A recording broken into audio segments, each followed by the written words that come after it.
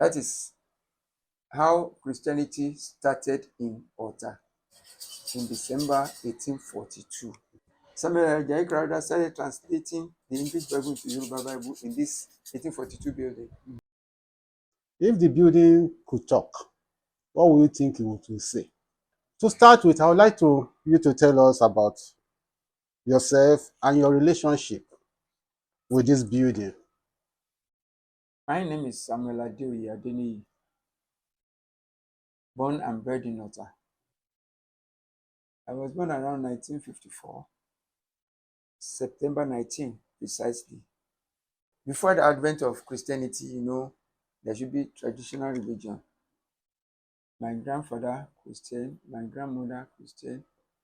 Some of them are even chiefs in this Cathedral Church of St. James, formerly St. James Anglican School, Ipate Oyinbo Alta.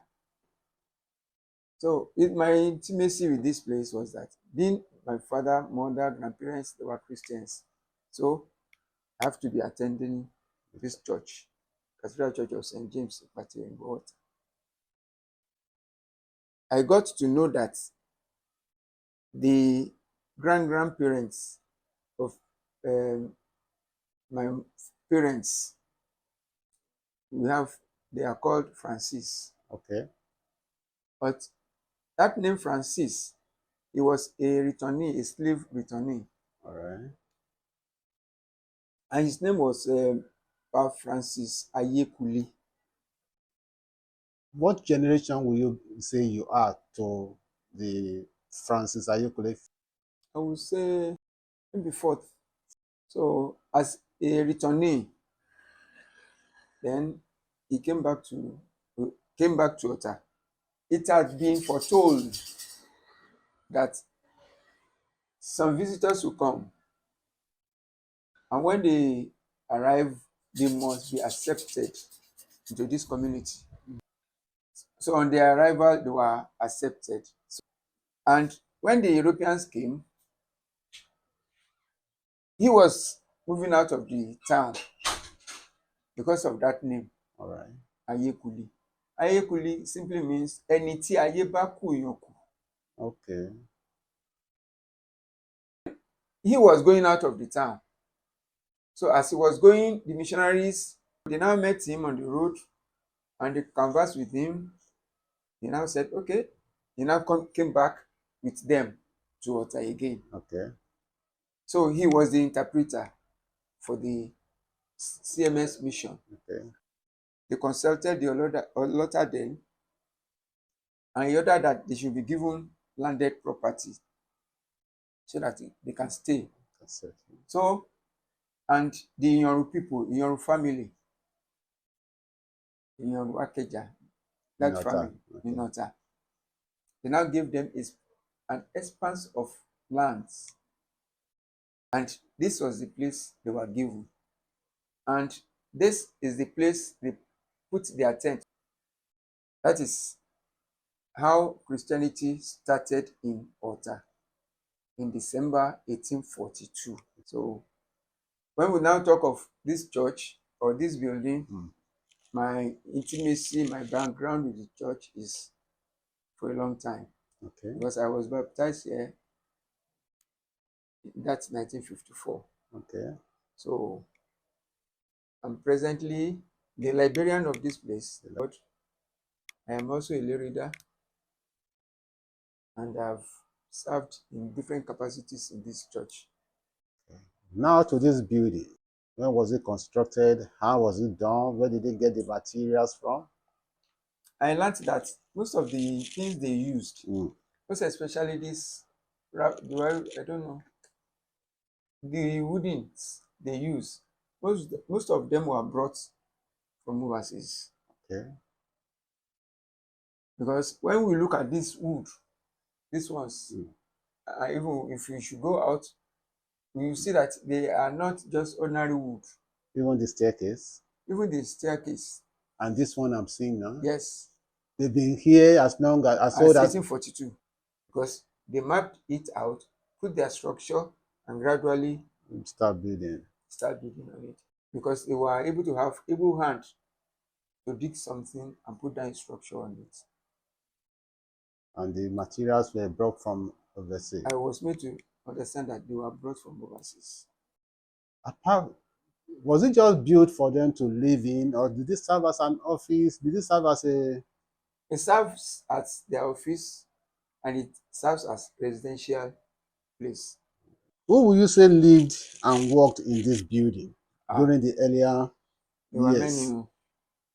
The first CMS missionary that came here was named Reverend Hindra with his wife. All right. That December 1842. But unfortunately, that period, when they got here, within a week, the woman died of malaria fever. By 1842, then somebody took over from him. That was Reverend James White. Reverend James White stayed here for 25 good years. We have a lot of missionaries that worked here and died here, including the headmasters of this primary school. You know, when there will be no worker, the headmasters will take over and administer the church when there will be no vicar or priest. Okay. So at what point did Bishop Ajayi Crowther come in? And he came in 1864. Samuel Ajayi Crowther was also a detaining, a slave who was captured at Iseyin. He got here in 1864. Then he was made a bishop.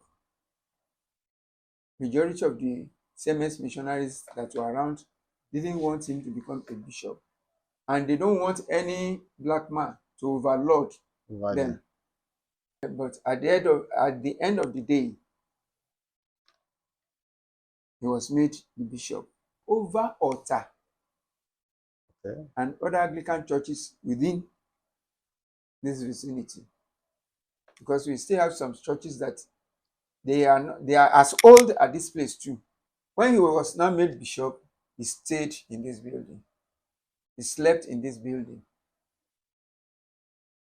So when we talk of the first Anglican African bishop or African Anglican bishop, it was Samuel Ajayi Crowther. So it was here that he started to explore other areas.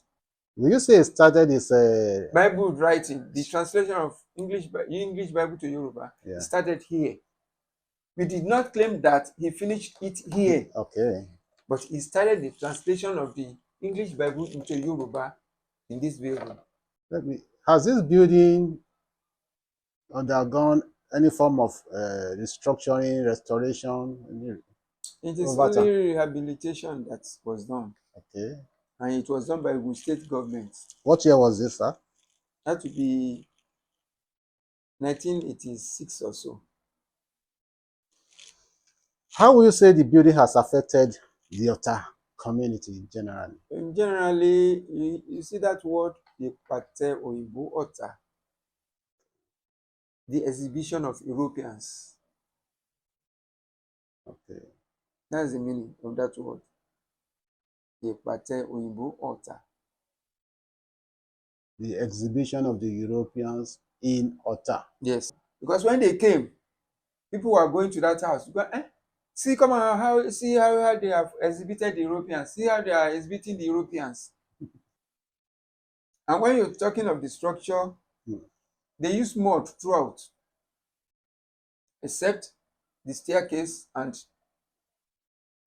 in home economy we call it the parquet. Okay. Because it is a story building with plank floor. Yes. And it was built with mud. Mud, yes. Planks and mud. And the zinc. The roofing sheet. Yes, sir. Will you say the roofing sheet have been there from inception? No, this one we have changed it. Okay. When they were renovating it. Okay. What stories did the past generations pass down concerning this place? We have a lot of family stories which produced this church. Let me use that word. Okay, sir. It was when they were in the church that the church reproduced them. Yeah. You know, they are coming from another religion into another religion. Yeah. So then, They are coming in from the traditional from religion traditional religion into into Christianity. Christianity. Okay. And as at then, like we were told, before they will accept you, you renounce your religion before you come in. Okay. So then they were being converted. Sure. So it was that conversion that brought my own family into this church. And we have a lot of families that are the generational people that established this place. Okay. We have the Ojubeles, we have the Ainos, we have the Akiyemis, we have the Akofinomis, the Akindeles, we have the Francis family, or let me say we have the Ijawi Adeni Bankole. That's my own lineage. Okay. So, and in most of these buildings in Ota, there is no one that say he did not attend this place until when these primary schools and private schools started springing up. Okay. Yeah, okay. Including the late Olota, including at least all the Kabiesis. They attended this primary school. They attended these primary schools. And we still have their generation in the church. Okay. Yes, till today. And there's nobody in Ota. Okay, don't let me say there's nobody. There's no any indigene that will say he did not know this church or he has nothing to do with this church, because most of them, they attended the primary school and the modern school, Anglican modern school and Anglican primary school. Okay. Do you sometimes imagine what life was like when this place was first built, this house? How was life then? How were they really living? No, as at then, they make them comfortable. Okay. Whatever they needed, they will tell them, they will bring it from overseas. So all needed things, it must be supplied by the home church. Okay. So the home organization takes care of them. Not until you started asking for money when there's no more grants for the churches. So then the grant stopped and the local people started taking over and sponsoring the welfare of the priests and needs of the church. Sir, personally, what does this building mean to you? It meant a lot. I am proud of it. One, I am proud that I stayed in it. I'm working in it. That's number one. Number two, it is a pride to we, the indigenes of Ota, even Awori. Two is, let me use the word, cynosure of eyes. But our old parents, our old generations, they attach a lot of importance to it. Very well. And we are proud, and it's our pride to still have this building as it is. How do visitors react when they first enter the building? People coming for the first time. Well, individual has their own perception about the building, but when they just come, they will look at old building. But by the time we now invite them in, they are amazed. And they hear the stories. When they hear the stories and all those things that it entails with it. So they will be surprised when we show them even if we should go up. Some will say, we shall fall low. I said, you can't fall. Students, about 60, 70, they'll be here. All of them at a time, they will go up together. So you can't fall. You can't fall. So why is it important to preserve this place, this building today? It is important to preserve this building because of its historic background. The historical background about this place is one that the European first lived here. Yeah. And when teachers are also employed, some teachers slept here when there was no building for them to live in or any place. Then we normally come, students have been coming for excursion.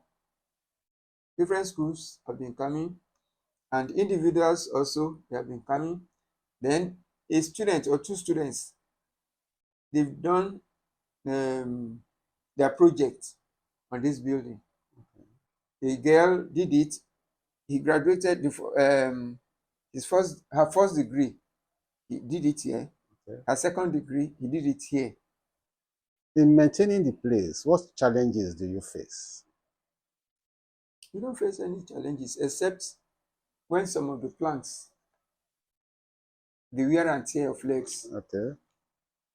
No, we don't have any regret, or is even the Ogun State government has recognized this place as a tourism building. If the building could talk, what would you think it would say? The building itself will say, yes, I appreciate you people for taking good care of me, because we don't fear whether it will collapse or it won't collapse. So far it has, we are still using it up to today. We say, yes, you people, you kept me well. So because if it needs painting, we will paint. People will come, thank God, praise God. Some will even kneel down and pray that God, you are marvelous. So 1842, still standing. So what lesson has the building taught you about life or time? What lesson can you take away from it? The building has taught me that whatever you keep at the right time, it serves you better. If I maintain myself up to this stage through the grace of God, then this building also will say, yes, we thank you for making good use of me.